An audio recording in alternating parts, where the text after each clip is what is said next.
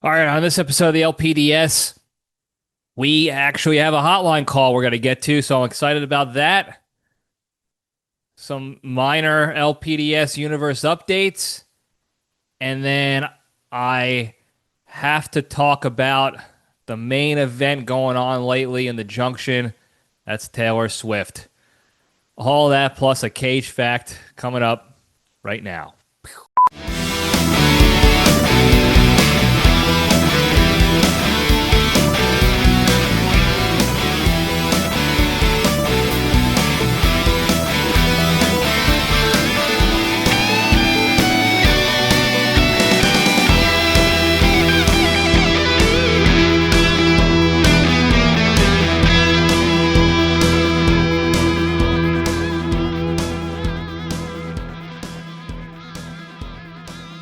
All right, Jabronis, we're back. Welcome back to Libretti Podcast Diary Show. I'm your host, Libretti. It's a show that talks about nothing but tries to find the lessons in everything, and we have a good time doing it. I know I do. Hope everybody had a good week. Mine was pretty solid, very productive, got a lot of stuff done. A little bit tired, though, but we got a lot of stuff done this week, and we're moving forward. We're staying strong as usual, so thank you for asking. It's always nice to be asked how I'm doing and how my week's going. So I hope your your weeks have been going well as well. And I just want to let's just kick things off immediately. There's really not a lot of current events going on worth talking about, right? Nothing new with the Yankees that we haven't already belabored. And I can't think of anything off the top of my head that's been, worthy enough of our time besides the Junction topic. When I'll get into that later on in the Junction, obviously. So with that, I'm just going to jump right into it. Maybe it'll be another short one. Who knows? We got a hotline call, first one in a while, so I'm excited about that. So let's get to that hotline.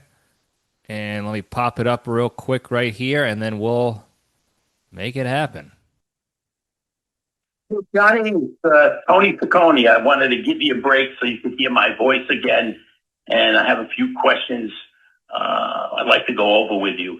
I liked your video last week in reference to the Asian guy passing by and never giving the signal or a sign. I'm thinking about it. How do you know the guy could see? He may have bad vision. That's why he's not acknowledging you.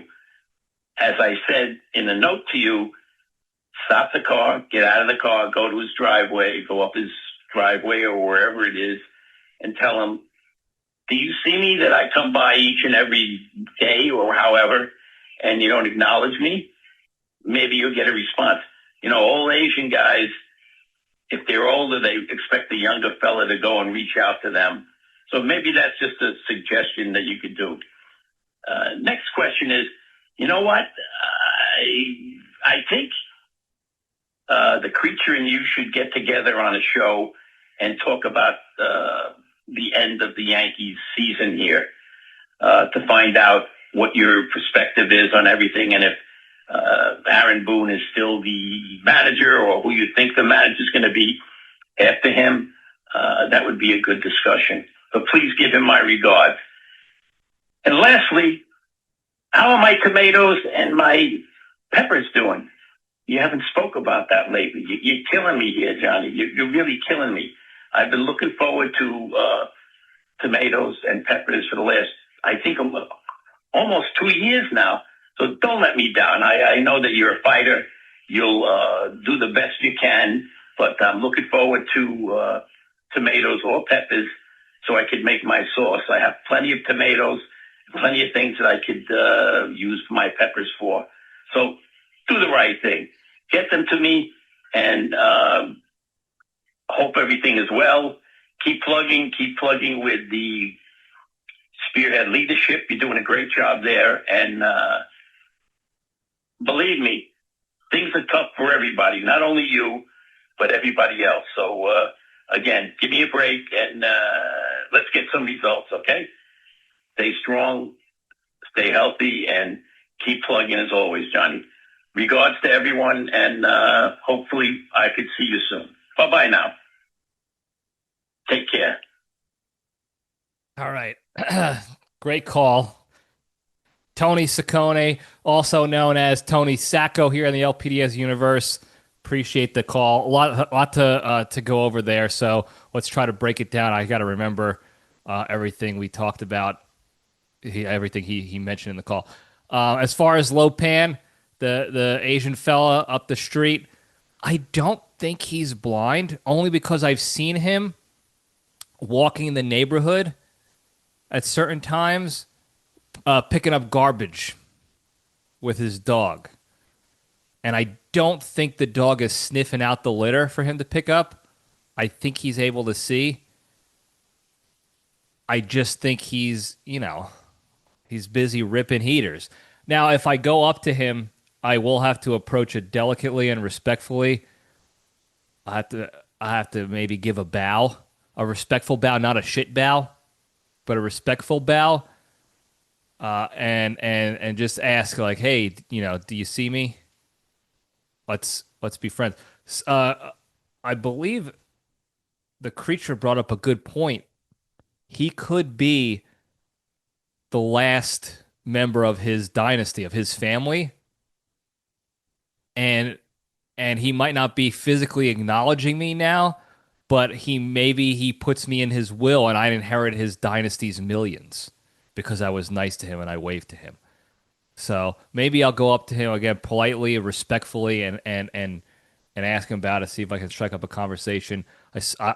I know smoking's not healthy for you, but if ripping a couple darts is a requirement to get on this guy's good side, to get all the dynasty millions, yeah, I'll burn through a pack or two with him. So I'll keep you posted and let you guys know how that goes.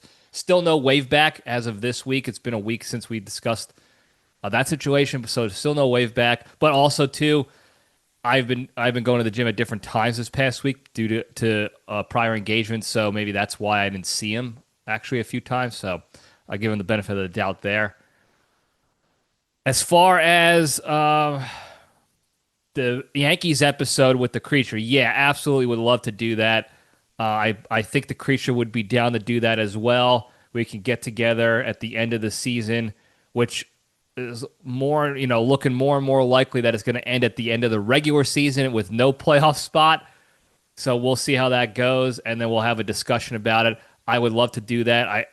I think me and Creature are good on these episodes together. Plus, he is a sound baseball mind, not just the sport itself, but the behind the scenes, the business aspect of it all. So it's nice to have those conversations with him. So I'll let him know, I'll ask him what he thinks, if he'd be down for that. And I'll also pass him your regards in case he missed it here. But I'm sure he caught him and he'll pass his back to you as well. The last thing you discussed, the tomatoes and peppers. So here's the update for everything. I'm going to rip the Band-Aid off immediately, and this is really for everybody. Don't expect tomatoes this year. As you know, there was the debacle when I went to Italy, and basically my plants died, and I tried to salvage them, the tomato plants specifically, and it didn't work out. And then what I did was I threw a bunch of seeds just in the garden just to see what happens. And now I have 2 tomato plants that grew from that. And I threw a lot of seeds, and I only got 2 coming out. And they're coming out nicely. But they're not, I won't get a tomato off of those plants until January of next year, probably. They're coming in slow. And there's a number of reasons why. Obviously, those were super late. I threw those down in June, July, or whatever it was.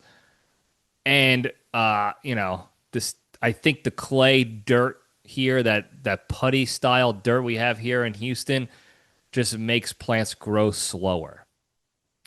That being said, the pepper plants are looking good. No peppers yet, because again, everything was slower because of they almost died and all that stuff with going on the trip and everything.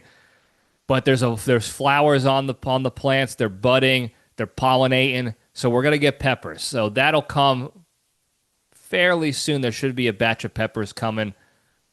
Figuring out how to get them to you. Fresh is a different story, so I'll keep you posted on that. Also, I was feeling a little crazy in the garden world, the horticulture. Is it horticulture world? I don't know. I had some watermelon. I bought it at the grocery store, and I was taking down this melon. I love a good summer melon. And I decided to do what we used to do as children in my grandfather's yard, in JPL2's backyard. Now, he had small backyard, and it was even smaller because he collected his junk back there. 60 years worth of junk, because his family used to own a junk shop. But he had a small garden plot as well. And every time we had a picnic there, Memorial Day, Labor Day, whatever it was, he would get us watermelons from the local fruit stand, and he would tell us to spit the pits in the garden. Well, we would do that as kids, and lo and behold, he would have melons on melons on melons growing in his garden, killing almost basically all the other plants that he had. But we had fresh watermelons in JPL2's yard all the time because of that. So I decided just to do that with the melons I had, the watermelon I had, and I was spitting the pits in the garden, in the area where the tomatoes should have been, but they're not. And I have some sprouts, some watermelon sprouts coming up, and they're actually growing faster than I expected than the other plants have. So I don't know what the deal with that is, but we could anticipate, if all goes well, we could anticipate some watermelon this year too. So low likelihood of tomatoes anytime soon. Confident in the peppers and a hopeful for watermelons. Now that's the whole update I got for everybody. So I hope everybody can understand the situation at hand with the vegetables, and that we're working hard. Things got slowed down tremendously with the plant deaths and some other stuff, but we're still moving. We're still moving forward. I actually just got finished watering and weeding the area just now. So we're working through. We never quit here. We might lose, but we never quit. So thanks for the call. That was great. Give more call. Everybody, call in the hotline, 202-670-1114. I'm always going to be open and excited for a hotline call. So thank you for that. With that, I don't have anything else to talk about right now, so let's just get into the good stuff. Let's step into the cage.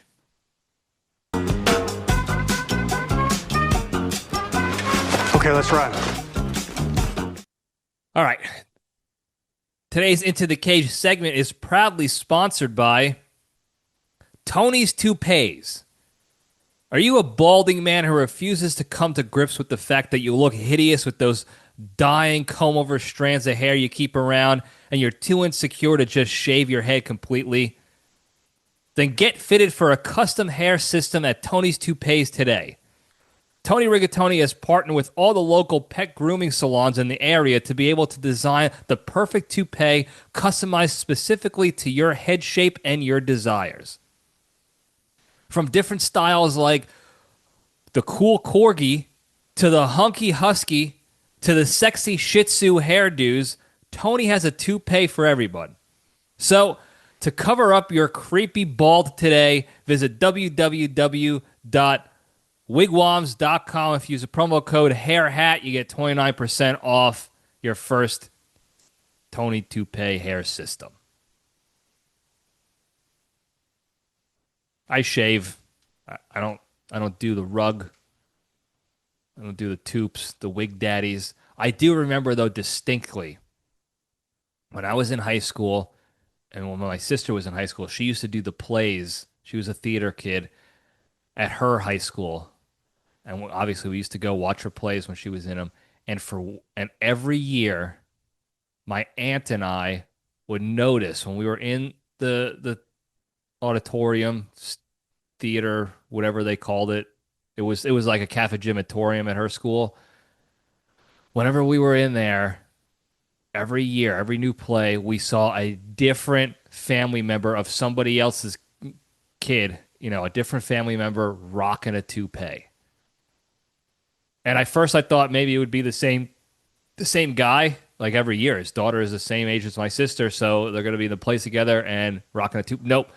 Different toupee, different guy every year. It was unbelievable the amount of rugs that showed up at these plays in the early 2000s. I don't know what the craze was. I don't know if it was just a local trend, a regionally specific popular thing to do. I don't know. But I'm not a toop guy, but if you are, hit up Tony Riggs. He's the toop titan. So, anyway, the Cage fact. This is one that I could have sworn I've done before. I know I've talked about it with people in the past, like I definitely certainly off camera, but I was having trouble going through all the previous Cage facts because I do a terrible job logging. I always said I was going to put it on the website. I just never got to it. But I was talking to somebody recently who's a listener of the show, and they asked me this question, like, "Hey, did you know this about Cage?" I was like, "Yeah, dude. Of course I knew about it." He goes, "Well, I never heard it on Into the Cage." I was like, I don't think that's true. But like I said, I didn't go through all the archive footage, so I like to think I discussed this already. But if I didn't, the Cage fact today is a sort of a reminder that Nic Cage is a Brazilian Jiu-Jitsu black belt. He got his black belt years ago. He trained for like 6 or so years, like directly with the Gracie family members to get to work through and get his black belt in BJJ, Brazilian Jiu-Jitsu, the fine art of scissoring and groping each other to submission. And that's an incredible martial art. I'm a big fan. If I had more money, I would get training on it. But it's not cheap.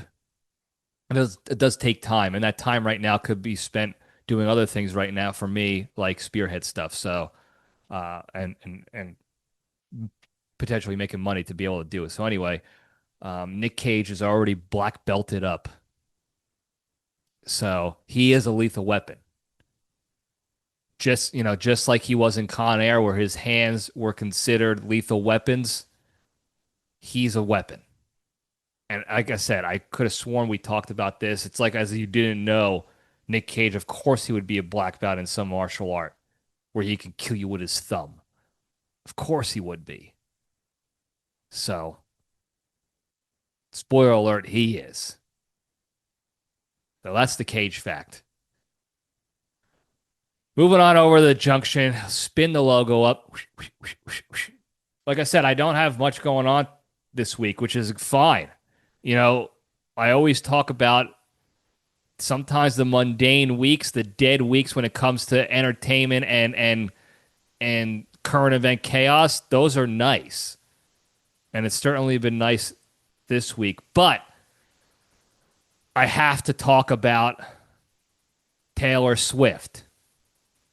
I have to. And if you're not a Swiftie, if you're not a Taylor Swift fan, I still encourage you to listen, because we're not talking about her music or her lyrics or the stuff that I think gets other people annoyed by the Taylor Swift kingdom. If you're not a Swiftie, you get annoyed by certain people's level of obsession with her, where they talk about every lyric and they re-sing songs to each other and this and that. I'm not here talking about that. I have to caveat once again, this is also a friendly reminder, and to anybody who's not in the LPDS and is just tuning into this because we're talking about Taylor Swift, I have to be honest with you. Okay? When it comes to her singing vocal talent, I think she's good, certainly better than me. Like I'm not saying like she's bad at singing, but if we're talking about voice talent alone, I would put people like Whitney Houston, Adele, even Lady Gaga over her vocal talent only. We're just talking about the pipes. That's it. But when it comes to just about every other aspect of the music industry, Taylor Swift is the best to ever do it. And we're going to talk about it briefly today on why that is. Now, I am not going to sit here and call myself the Swiftie. I don't know the names of most of her songs. I can't tell you if I've heard most of her songs. Like I said, I don't care either way. I don't think they're bad. Every time I hear one of her songs and somebody says, "Oh, this is a Taylor Swift song," I'm like, "Oh, cool, good song, like it." Like I don't dislike her music. I just don't really listen to it like by myself. Me and Randy are not listening to Taylor Swift songs solo. Maybe I should. I don't know. I never really got into the lyrics side of the house. Although I did some recon on how much effort she puts into the lyrics, and that I'm going to talk about more so on the business end, the behind the scenes end of her genius and why she's the best to ever do it. But I will say, her songs are like, I don't have a problem with anything about Taylor Swift per se. I just am not a fan of her just because of her songs. I'm a fan of her for all these other reasons. And like I said, I want to be honest to the Swifties here who might be tuning in, who might happen to catch the LPDS this week. I got nothing against you guys for the most part. There are a couple of people that get a little violent and angry, and I don't like that. The music industry, we're trying to be a happy family, and we're not trying to stoop down low like that. But overall, I have no issues with the Swiftie Nation. If there was a Swiftie equivalent of just being a fan of the business side, the behind the scenes, the work ethic, the effort, the fan engagement, all that stuff that Taylor Swift does. If it was just for that, I would consider myself a Swiftie through and through. I am big on all that stuff. All the stuff I'm going to talk about here, and I don't know why I'm prefacing for so long, but that's where I become not obsessed, but become very much interested and dive deep into the rabbit holes and stuff like that. Now, I did do something really quick. Again, a reminder for everybody who doesn't pay attention. She was recently, I guess I should have started with this. I am not good at story building, if you will. She was on the new Heights podcast, which is the Kelsey brothers podcast. Travis and Jason Kelsey, football players. She's dating Travis Kelsey. They've been an item for over 2 years now. Very serious together. I think they're living together, honestly. I'm pretty sure they are. She went on there for 2 hours. It was like the first conversational, in-depth interview she's really ever done. Like legitimate conversation she had for 2 hours with a couple other people. Everything else has been very standard interview. An interviewer on a stool here asking questions, and she answers quick, bada bing, bada boom, very professional. This was comfortable. This was like she was talking to family or future family, perhaps. So it was nice to see, and it was like groundbreaking because she's never done it before, and the first time she did it was on this football podcast with her boyfriend and his brother. And on that podcast, she announced her newest album coming out, Life of a Showgirl. Now, this this was announcing an album coming out in October. And not even on sale now, not going into too in-depth in the songs, no teasers, no singles out, no nothing. It's just like, hey, I got my new album is ready. This is when it's coming out. The pre-sale is ready to go soon. Like it was an announcement of an announcement almost. And it got so much traction and attention, the whole world is talking about it.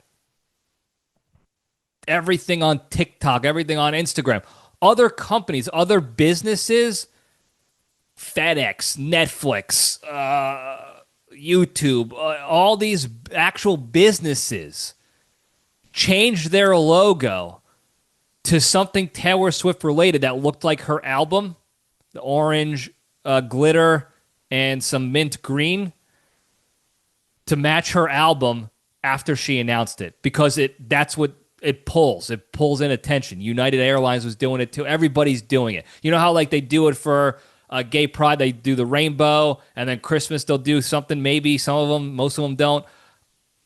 For the July, American flags, all that stuff. They did it for a Taylor Swift album release. An album pre-release. So just an announcement of a pre-release of an album.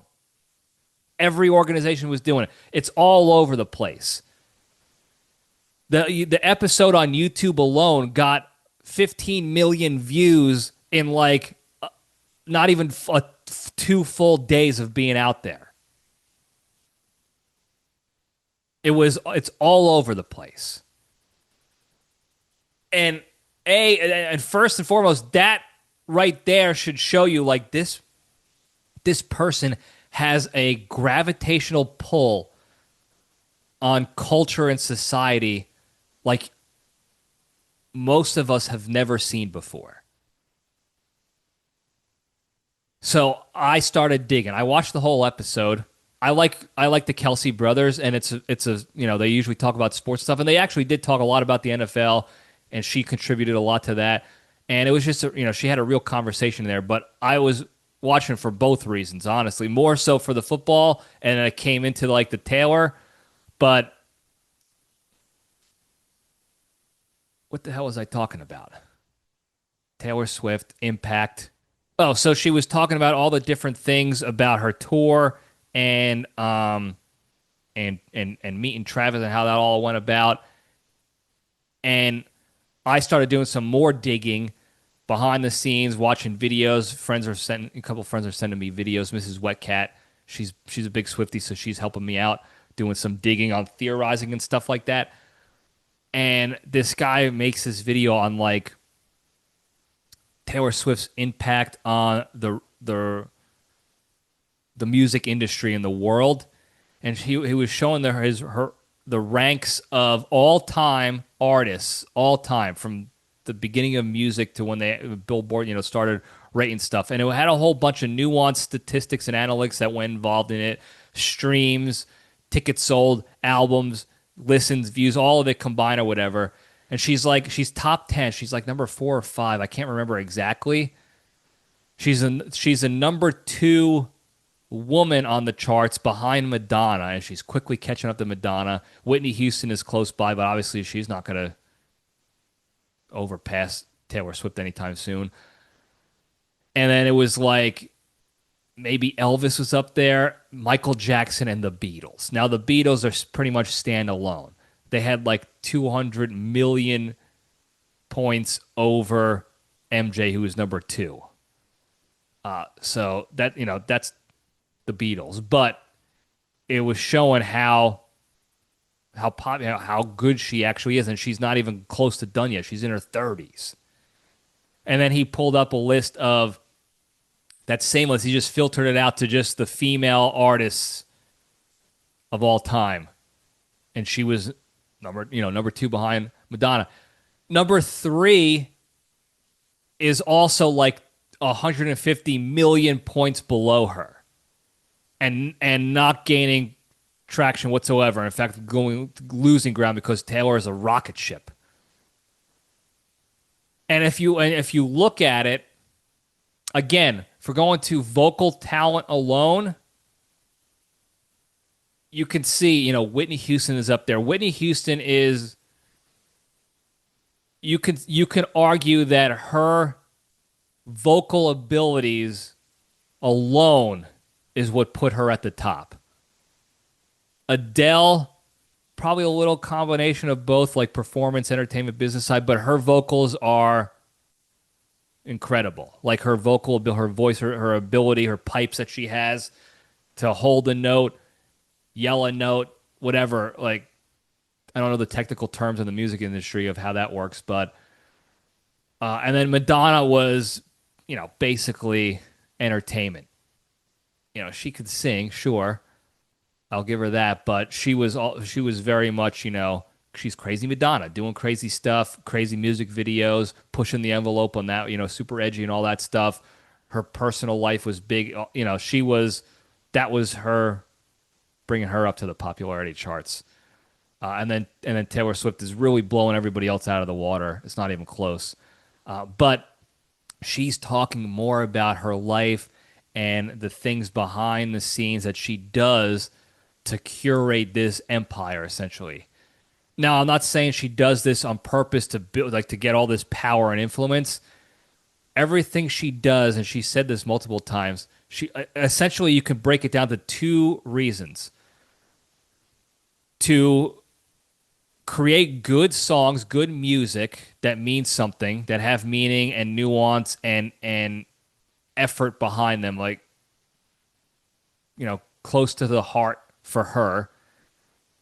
So everything she does is focused on creating that level of music that's not just catchy, poppy style tunes, but has it all encompassing. Good tune, good beat, gotta be popular, but also deep in thought and emotion and nuance behind it. And then the second thing is basically her second focus is the fans. What can I do to give back to the fans? How can I keep the fans engaged? What can I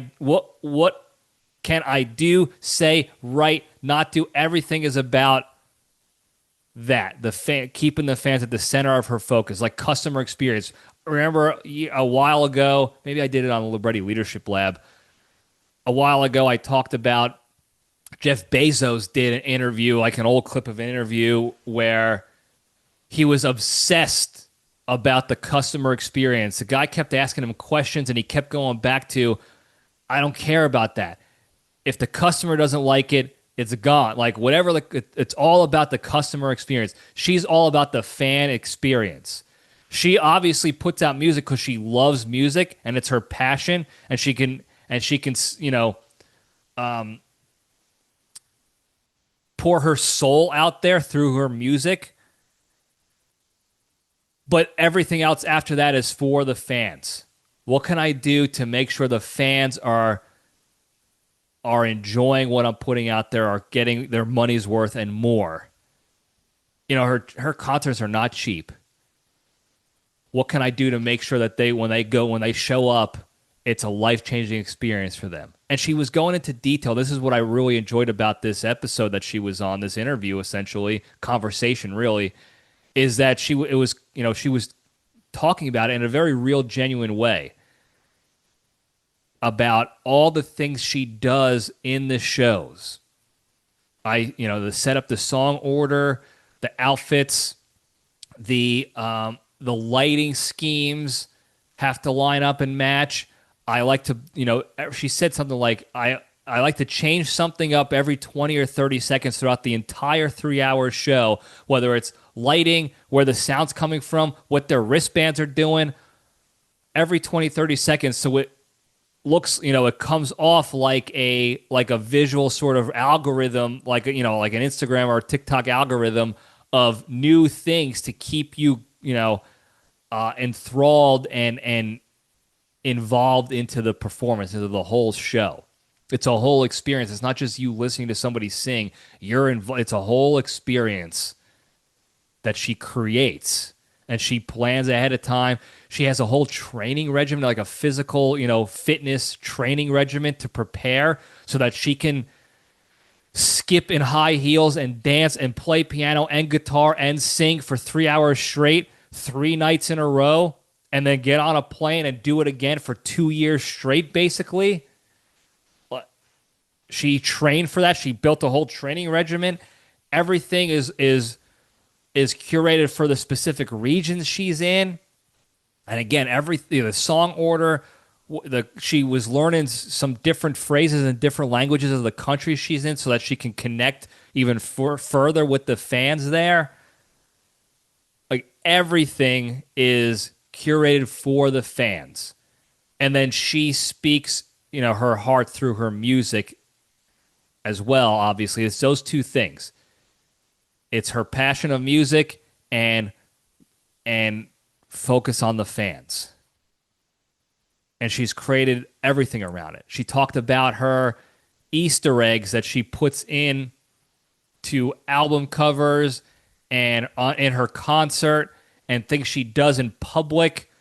And she was doing it even in the episode. There's already theories out there and people speculating and investigating what Easter eggs she left in the episode visually and verbally when she was talking, that we can call back to later on. And that was another thing that I really enjoy that. I'm a big fan of like the whodunit style, like detective shows, the mystery with the twists at the end. And I always try to be the guy that like, I want to find out, see if I can get to the twist, if I can assess the answer before the end of the movie or whatever it is. I'm big on that. So when I see the evidence out there and people are talking about like, oh, she said this in the episode and that could mean this, or did you see the way the Super Bowl trophy was on its side? This could mean that and that and that, and the colors, and she was pointing, and this could mean that. And I'm like, okay, now I got to get my little notepad, my magnifying glass, and now I'm sleeping on a Murphy bed like a noir detective trying to get to the bottom of the case here. What does it all mean? And she knows that. She does that on purpose because that gets the fans engaged when there's no performances coming out. She talked about how she bought her music back. She gave a little insight into the business end of the music industry and how you have what they're called masters, which I didn't know, is the songs themselves, the whole ensemble, instrumentals, vocals. The songs are called the masters. And then there's the publishing side. And she already owned the publishing. I'm not going to get too in depth in that because I forgot most of it.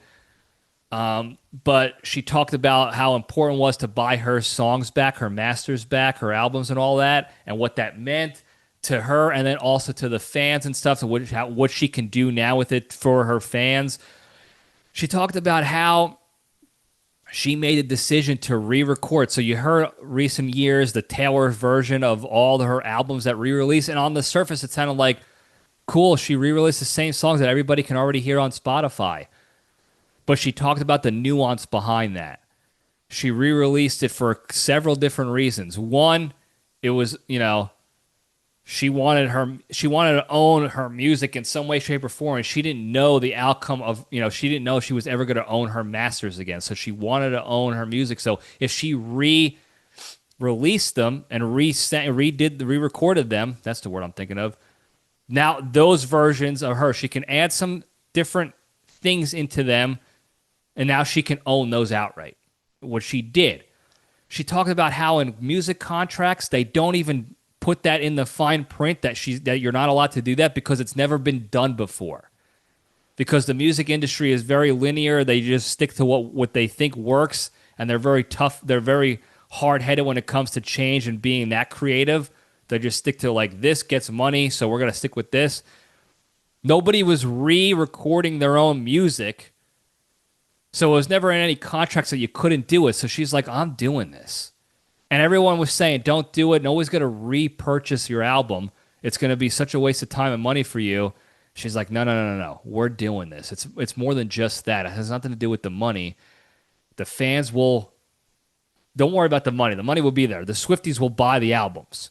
And I'm going to add some stuff in there, some Easter eggs, some extra effort, so it's my version. And that was another thing that kind of blew my mind, was like she was thinking about this. Plus, now since she already owned her publishing, whenever somebody wanted to use her song in anything, the intro to a movie, in any part of a movie, the soundtrack, a commercial, at a stadium, at a theater, wherever, you know how the business side where you have to, the copyright laws and all that, she already owned her publishing, so she controlled who got to do that. So when she approved that for businesses and movies, production studios and all that stuff, she would make sure that it was Taylor's version being put in there, her version, her song that she owned. And now the record labels that were screwing her over can no longer get any vig in that. They got no take on that. That was a diabolically business savvy move, and I love that. And she was thinking about all this stuff. And her fans obviously bought the record, so she was right. And she changed the game. Now people are considering doing that. Re-releases, re-records, things like that. She puts extreme effort into her physical album covers and the artwork and the order of songs and the photos that she uses, and all means something, and there's Easter eggs involved in all of that. And I'm sure her team is in the beginning was like, hey, nobody's buying physical CDs or records anymore, so you're wasting your effort and my time and money doing this, so she's like, no, people will buy it. And it became so popular that other artists are doing that now. They're not just leaving it up to the streams. They're putting out their vinyls. They're putting out their CDs or whatever, their hard copies with all this extra effort. And they're putting different designs out there, different versions. There are 3 different album versions when it comes to the cover art and the physical art and design of it for her upcoming album, apparently. I think there's like 3 different versions. And other artists are doing it the same. Some of them have 10 versions of the same album. The same album cover and cover art. Now, I think that's a little overkill, but they're trying to replicate what she's doing. And the biggest thing that I'm a fan of, in fact, I'm going to have a whole Libretti leadership episode discussing this, is the way she talks about it all is the team. And if she's not a great example of what a good leader is, I don't know what is. I don't know leadership. And I'll talk about it more so on the Libretti Leadership Live. I won't get into the details right now, but the way she talks about how here's who I consult with, here's who I work with, behind the scenes when it comes to choreography and this and that. And we all work together as a team. And she takes care of each and every one of them. Every person is felt like they're her best friend. They're the most, everybody is the most important person on her team to her. And I know there's the whole cliche of like, if everybody's the most important, nobody's the most important. But the way she treats everybody makes them feel like the most important person, most valuable member of the team. And that's how you do it. And let me tell you something. That takes an extraordinary amount of effort and discipline and work to do that so effectively. That's why there's so few good leaders out there. Not because it's complex and difficult to do on paper. It's because you have to put in that effort day in and day out. And it's an exhaustive effort. And people don't want to do it. And she does it. She was even talking about it when she made that album, her newest album coming out in October. She was recording and writing the songs while she was on the Eras Tour, traveling around the world. And she would bring a couple of the members of her team in there to help write it and record it and all this stuff, like taking care of everybody along the way. She has a whole team of PR folks and managers scouring the internet for her to find out what theories are that the fans have out there so that she can give a nod like I'm paying attention. So even though she doesn't personally go on the internet, she said she doesn't like to spend time on social media and stuff because she's obviously too busy doing everything else. She does make sourdough bread now. She talked about that. I'll talk more about that in a second here. But she has a whole team going out there scouring Reddit and TikTok and looking at fan theories, and then they come back to her and she finds out what some of them are, and then she'll mention them or do something in public to let her fans know, like, hey, I noticed you, like, I'm paying attention to you guys and your theories and stuff. They may not be right, but I'll let you know that. So she's when the music is not playing, when she's not on tour, and she has nothing new coming out or out already, she's got her fan base locked in 24/7 all the time. There is no lull in the Taylor Swift fanhood. There is no lull in it. There's always something for the fans to latch onto and to connect with. And nobody else is doing that to the way she's doing it. And I can't speak about how, the Beatles or Elvis back in the day, the old hogs, the old dogs, old hogs. I can't, I don't know how, what they did to keep that. I don't think they paid that much attention to it, to be honest. Like, she has a dedicated effort to the business of taking care of my fans and creating that culture, that following, that impact. Now, she talked a lot about her sourdough. She likes to make sourdough bread, different flavors, different sizes, whatever. There's already theories going on about that. Like, why did she pick sourdough? I know sourdough is a popular trend these days with girls to be baking. Everybody's baking sourdough. I see it all over Instagram and TikTok as it is. Maybe that's how she got into it. But people are also speculating that she did it on purpose for other reasons that I'm not going to get into now because it'll bore the non-Swifties. But everything she now has, because she's doing this for years. Again, I've talked about this in the past, and I'll repeat it again. Back in the day when she was first getting big and famous and successful, she was doing stuff just like this. Gary Vee does this sort of stuff too, and he talks about it a lot as well. The little things that create the most dedicated fan base in the long run. Back in the day, she was getting these random invites to people's proms and bridal showers and stuff like that. And she would be randomly showing up to them with gifts in hand. Like, hey, here's your bridal shower. You invited me. I bet you didn't think I was going to show up. Well, I'm here, and I have a gift for your baby or for your wedding or whatever it is. She was doing that. No, it wasn't every single invitation, obviously.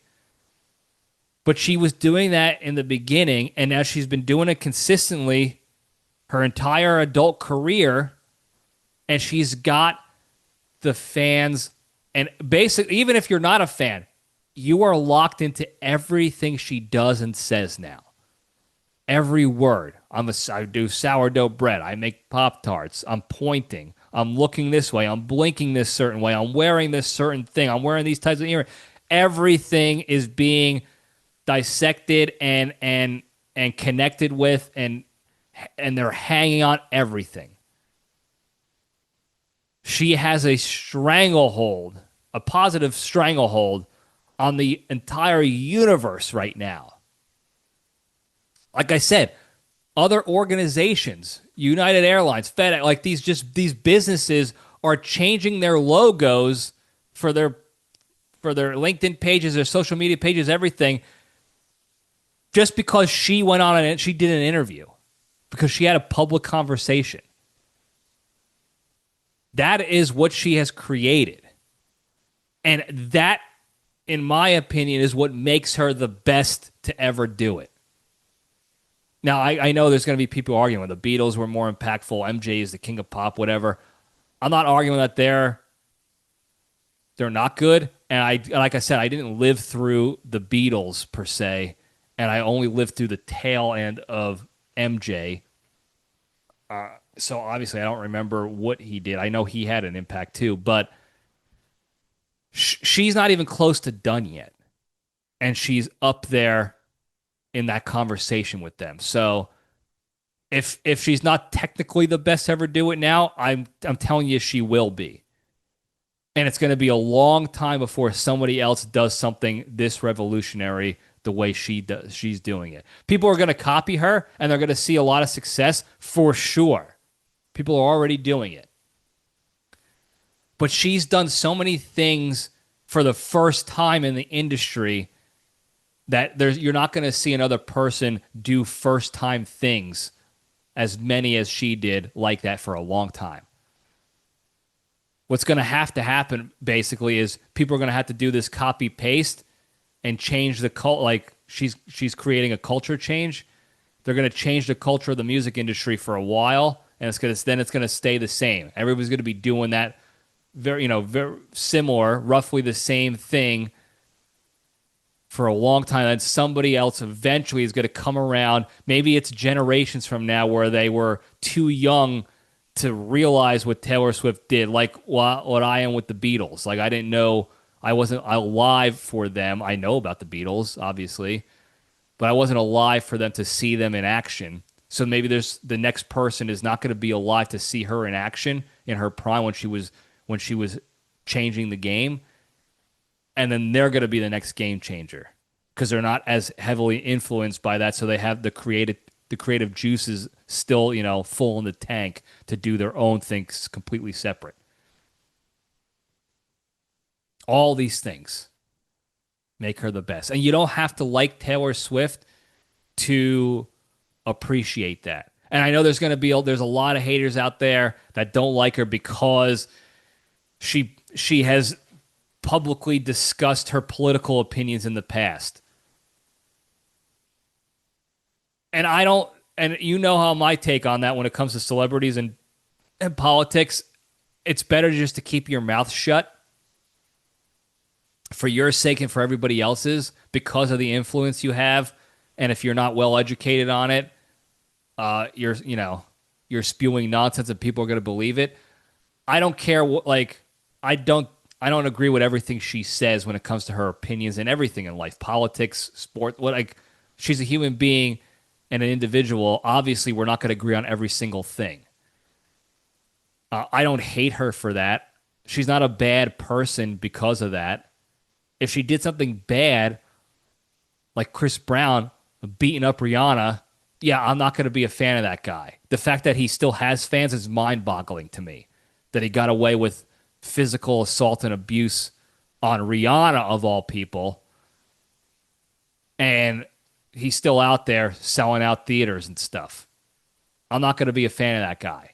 Taylor Swift, because maybe we disagree on a political opinion or two, it's not worth getting mad over. Everything else she's done, the positive impact she's had overall and everything else, far outweighs that. Far outweighs that.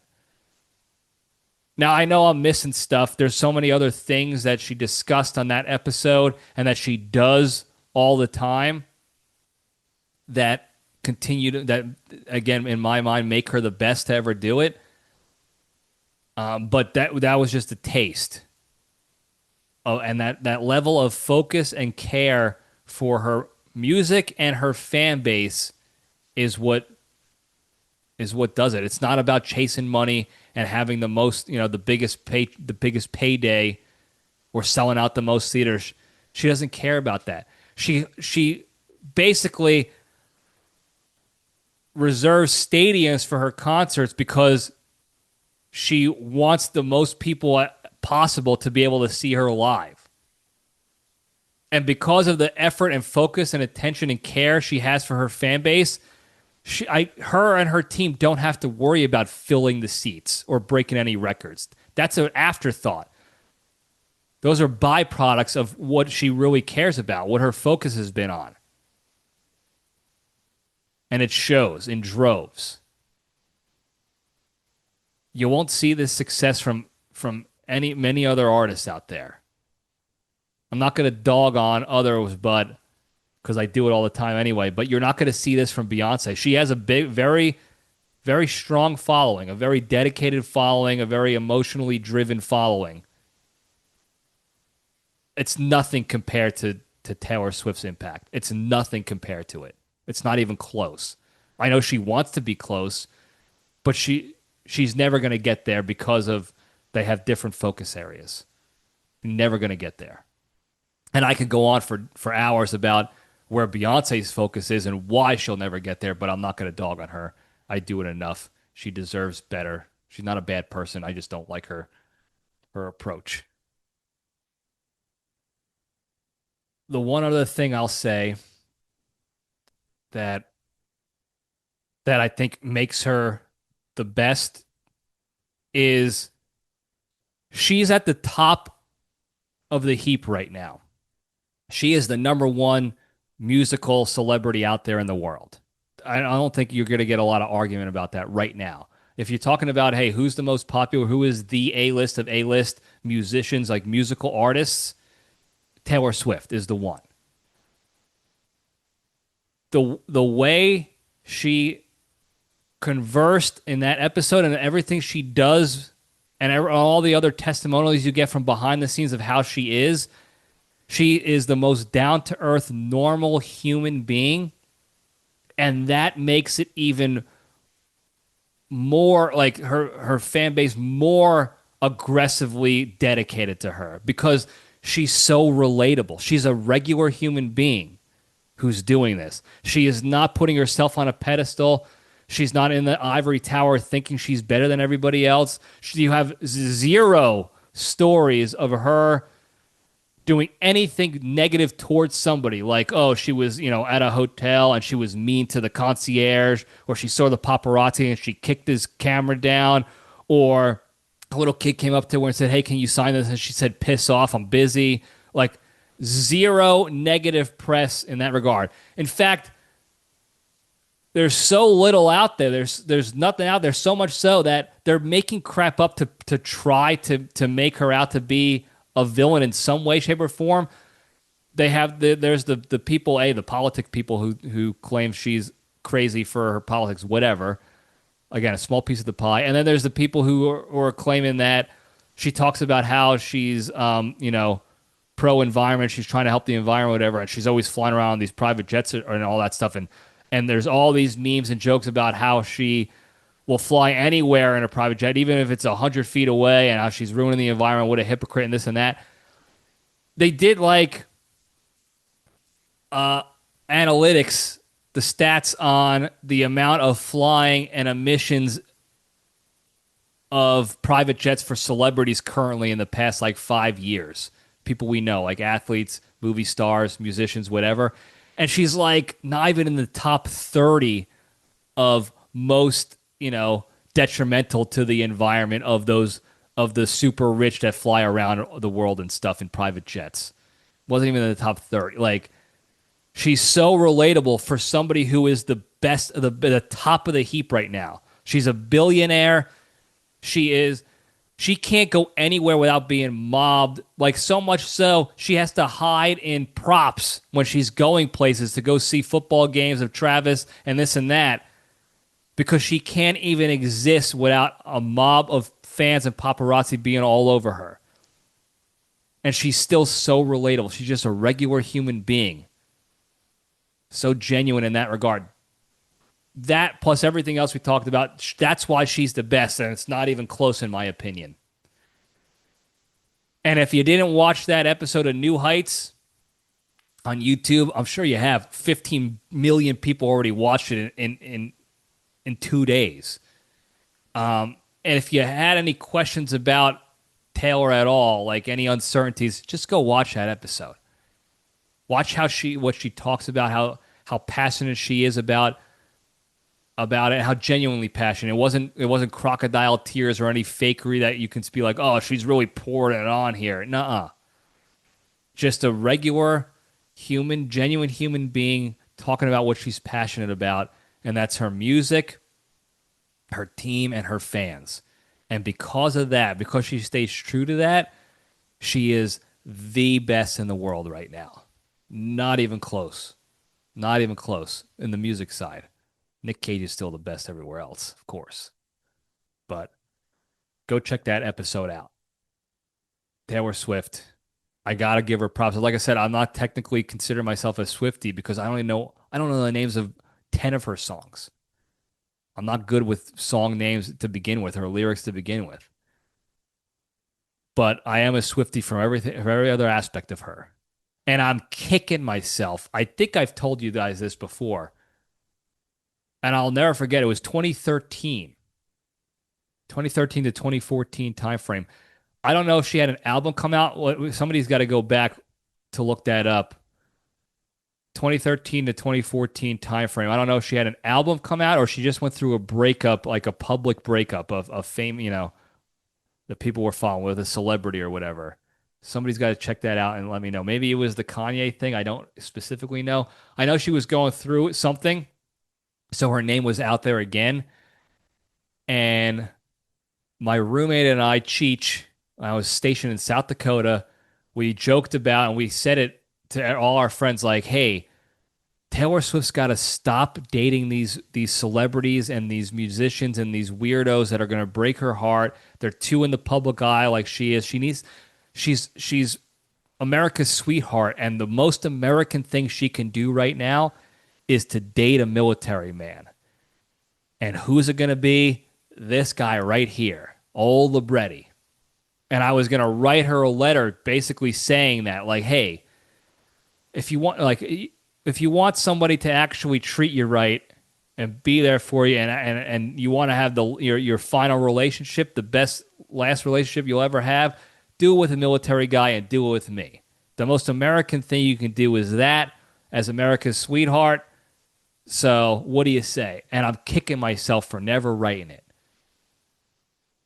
Because fast forward, now Travis Kelce is obviously more successful and famous than me.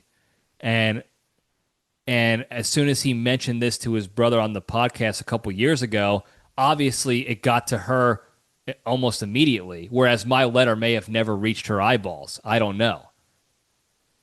But the way they sort of met was he went to one of her concerts during the beginning of her Eras tour, and he made a friendship bracelet and wanted to give it to her. It had his phone number on it. And he never got a chance to give it to her. And he talked to his brother about it on the podcast, and somebody clipped it. His producers clipped it and put it out there. And that got her attention. That set the stage for them actually meeting in person and dating. Now, the odds of that happening to me are obviously much lower for a number of reasons that I'm not going to get into. But talk about regret. The only way there was a 0% chance of us ever getting together is by me not writing that letter. And that's what I did. I guaranteed the 0% chance, but I'm not taking that shot. So no more. I'm not doing that again. I don't know if there's any other celebrities out there who you think I should be fans of and write to, but let me know, and I'm not doing that. I'm not making that same mistake again. So anyway, that's all I have to say about that.